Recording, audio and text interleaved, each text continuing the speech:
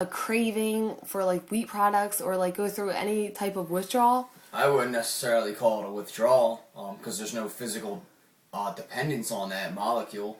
Um, but as far as intolerance, I mean, you'll have an intolerance to it if you can't break down that, like we talked about earlier.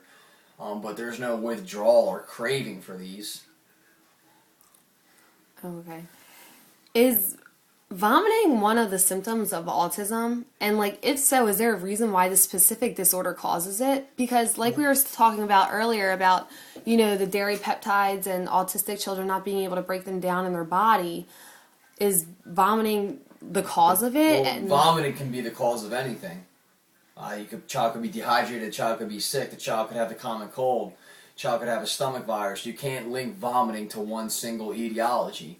It could be the cause of anything. If the child has an intolerance to gluten, for example, and they can't break that product down, yes, they could vomit from it because they're sick. That's their body's way of try to combat that intolerance. But you can't link a single vomiting episode to a symptom of autism. I mean, such a broad spectrum of disorders in autism. The symptomatology of it is just too complex. You can't link one single thing like vomiting because vomiting happens to anybody. Yeah, I was just curious on that question because I was actually watching a documentary on a website and it was about a mom who has a son who's 8 years old. And before getting him diagnosed with autism, she went to several pediatricians and she's like, I don't know why my son's so miserable. I don't know why he keeps vomiting and having constipation. And a couple of the pediatricians, from her words, said that of course he's vomiting. He has autism. So I was just curious about why a pediatrician would say something like that and if there's any correlation between the two. Well, no, I'd have to do some more research on that myself. But off the top of my head, I can't think of a link to it. Maybe children with autism don't eat or respond well to certain foods. Maybe their diet's lacking because they don't eat as much. Maybe they eat something that disagrees with them. Maybe it's just one of the ways it manifests itself in the disorder. Maybe the child makes him or herself vomit. You don't know because it is a behavioral issue after all. Mm-hmm. Do you think that any of the foods we eat in our society have anything to do with the reason why there's so many of today's children being born with autism spectrum? You can't pinpoint that either. Same thing with foods that supposedly cause more cancer now. Yes, we do use a lot of foods that are processed with different chemicals in it, but there's no evidence to suggest that these foods cause that. It's just not there. Now, another reason why people say, there's just more autism these days is because clinicians have a better understanding of the disease now. They can diagnose it more frequently as opposed to 10, 15, 20 years ago. We didn't know too much about it back then. So how many children had it back then that went undiagnosed compared to now? You don't know. Why is the incidence of, 1 out of every 10 children born with autism? I mean, that's not the exact number, but I'm just throwing numbers out there.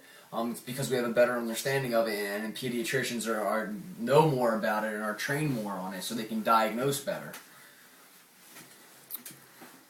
What is celiac disease?